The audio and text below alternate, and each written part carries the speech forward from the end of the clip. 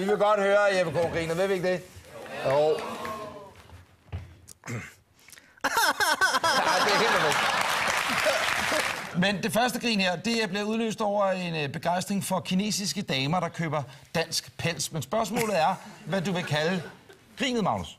Køberne her hos Dampepels. Det er jo kineserne, der kommer og køber, ikke?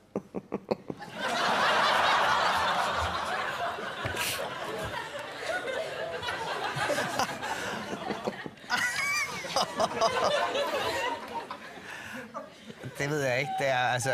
Det er et pelsbegejstringsgrin, det er man ikke i tvivl om. Det er en racistisk so-grin.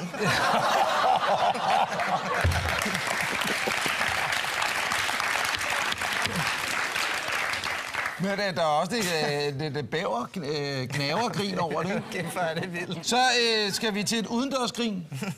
Det er over vores søde venner på TV2 Fri TV-stationen. Der skal du møde Elisabeth Andersson, og hun kan ikke rigtig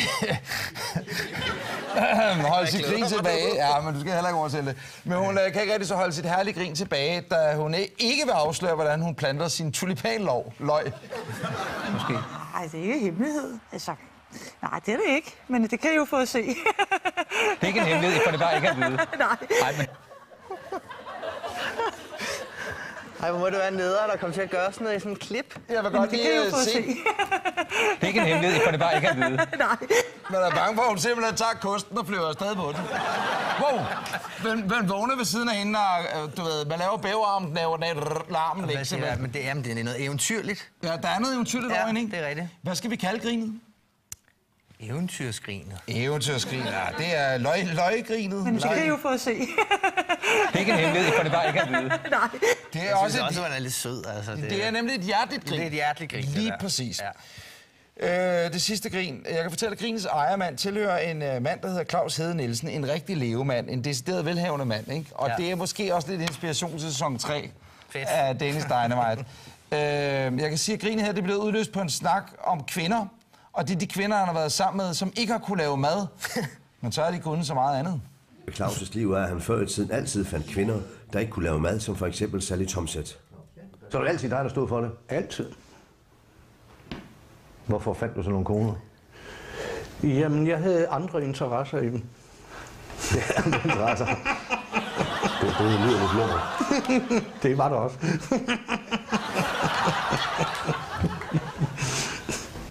Hvad siger du, Magnus? Prøv at høre, du får den simpelthen igen. Prøv at se her. Ja, andre interesser. Det lyder lidt lummer. Det var det også. Kunsten at kunne levere det her grin, ikke? Det er også nærmest en bugtalergrin, fordi han åbner jo ikke munden. Ej, kæft for en ulækker. Det er ulækkert. Lummer ulækkert grin, det der. Ja. Men jeg vil godt give dig et grin. Det er et grin for den samme mand. Det er bare et andet rum, han griner i. Når man bliver forelsket, så får man en sygdom.